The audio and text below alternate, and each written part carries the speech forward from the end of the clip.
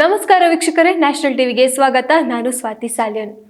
ಬಹುನಿರೀಕ್ಷಿತ ಸಿನಿಮಾಗಳಲ್ಲಿ ಅಂದರೆ ಭಾರತದಾದ್ಯಂತ ಏನು ಸಿನಿಮಾದ ಒಂದು ಟ್ರೆಂಡಿಂಗ್ ನಡೀತಿದೆಯೋ, ಸೊ ಆ ಸಿನಿಮಾವನ್ನು ನೋಡ್ತಾ ಬಂದಾಗ ಭಾರತದಾದ್ಯಂತ ಬಹುನಿರೀಕ್ಷಿತ ಸಿನಿಮಾಗಳಲ್ಲಿ ನಂಬರ್ 1 ಸ್ಥಾನವನ್ನು ಟಾಕ್ಸಿಕ್ ಸಿನಿಮಾ ಗಿಟ್ಟಿಸಿಕೊಂಡಿದೆ.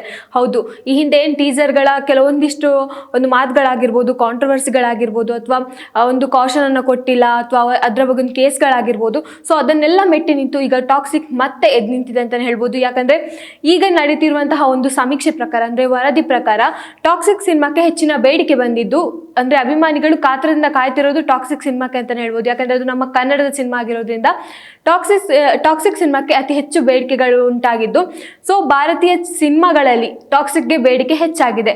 ಇದು ಈಗ ಬಂದಿರುವಂತಹ ವರದಿಯ ಪ್ರಕಾರ ನೋಡೋದಾದ್ರೆ ಟಾಕ್ಸಿಕ್ಗೆ ಇನ್ನಷ್ಟು ಬೇಡಿಕೆಗಳು ಹೆಚ್ಚಾಗಿದ್ದು, ಟಾಕ್ಸಿಕ್ ಸಿನಿಮಾವನ್ನ ಯಶ್ ಅವರ ಅಭಿಮಾನಿಗಳು ಇಷ್ಟಪಟ್ಟು ನೋಡೋದಾಗಿರ್ಬೋದು, ಆ ಟೀಸರ್ಗಿದ್ದಂತಹ ಒಂದು ಅಪಪ್ರಚಾರಗಳಾಗಿರ್ಬೋದು, ಅಥವಾ ಒಂದು ಕಾಂಟ್ರವರ್ಸಿ ನ್ಯೂಸ್ಗಳಾಗಿರ್ಬೋದು, ಇದರ ಬಗ್ಗೆನೂ ತಲೆ ಕೆಡಿಸ್ಕೊಳ್ಳದೆ ಆ ಒಂದು ಟಾಕ್ಸಿಕ್ ಸಿನಿಮಾಕ್ಕಾಗಿ ಕಾಯ್ತಿರುವಂತಹ ಯಶ್ ಅವರ ಅಭಿಮಾನಿಗಳಿಗೆ ಇದು ಒಂಥರ ಗುಡ್ ನ್ಯೂಸ್ ಅಂತಾನೆ ಹೇಳ್ಬೋದು. ಯಾಕಂದ್ರೆ ಎಷ್ಟೋ ಒಂದು ಘಟಾನುಘಟಿಗಳ ಚಿತ್ರಗಳಾಗಿರ್ಬೋದು, ದುರಂಧರ್ ಆಗಿರ್ಬೋದು, ದುರಂಧರ್ 2 ಇನ್ನೇನು ರಿಲೀಸ್ ಆಗ್ತಾ ಇದೆ, ಮಾರ್ಚಲ್ಲೂ ಕೂಡ ಅದು ರಿಲೀಸ್ ಆಗ್ತಾ ಇದೆ. ಸೊ ಅದನ್ನೆಲ್ಲ ಮೆಟ್ಟಿ ನಿಂತು ಈಗ ಟಾಕ್ಸಿಕ್ ಸಿನಿಮಾ ಮೇಲುಗೈಯನ್ನು ಸಾಧಿಸಿದೆ ಅಂತಾನೆ ಹೇಳ್ಬೋದು.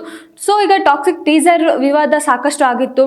ಅದರ ಬಗ್ಗೆ ಕೆಲವೊಂದಿಷ್ಟು ಕೇಸ್ಗಳು, ಅಥವಾ ವಕೀಲರು ಹೋಗಿ ದೂರನ್ನು ಕೊಟ್ಟಿರೋದು, ಅಥವಾ ಮಹಿಳಾ ಸಂಘದವರು ಹೋಗಿ ಅದರ ಬಗ್ಗೆ ದೂರನ್ನು ಕೊಟ್ಟಿರೋದಾಗಿರ್ಬೋದು, ಈ ಥರ ವಿವಾದಗಳು ನಡೀತಾನೆ ಇದ್ರು ಕೂಡ ಅದರ ನಡುವಲ್ಲೂ ಕೂಡ ಟಾಕ್ಸಿಕ್ ಮೇಲುಗೈಯನ್ನು ಸಾಧಿಸಿದೆ. ಸೊ ಹಾಗಾಗಿ ಇದು ಯಶ್ ಅವರ ಅಭಿಮಾನಿಗಳಿಗೆ ಸಿಕ್ಕಾಪಟ್ಟೆ ಖುಷಿ ಪಡುವಂಥ ವಿಷಯ ಅಂತ ಹೇಳ್ಬೋದು.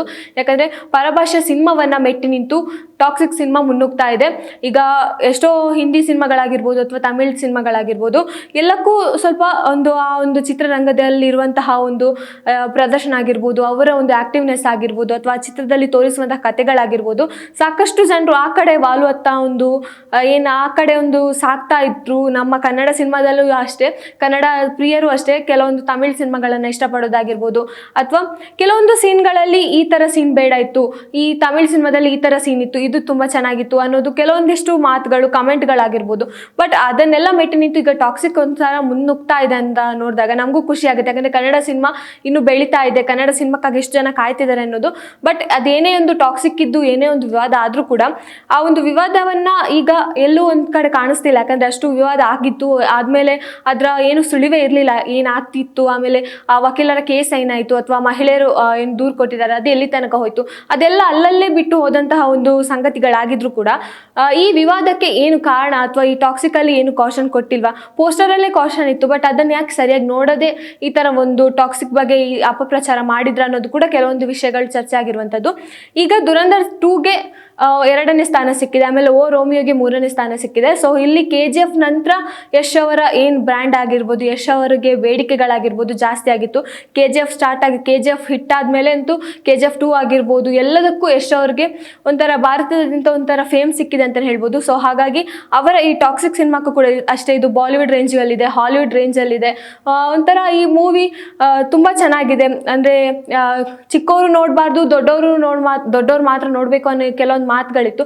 ಸೊ ಅದಕ್ಕೆಲ್ಲ ಯಾವಾಗ ಕಡಿವಾಣ ಬೀಳುತ್ತೆ ಅಂತ ಗೊತ್ತಿಲ್ಲ. ಬಟ್ ಆದರೂ ಕೂಡ ಯಶ್ ಅವರ ಈ ಸಿನಿಮಾಕ್ಕೆ ಒಂದು ಸಮೀಕ್ಷೆಯ ಪ್ರಕಾರ ಮುನ್ನುಗ್ತಾ ಇದೆ. ಅಂದರೆ ಒಂದು ಸಮೀಕ್ಷೆಯ ಪ್ರಕಾರ ಅದು ನಂಬರ್ 1 ಸ್ಥಾನವನ್ನು ಗಿಟ್ಟಿಸಿಕೊಂಡಿದೆ.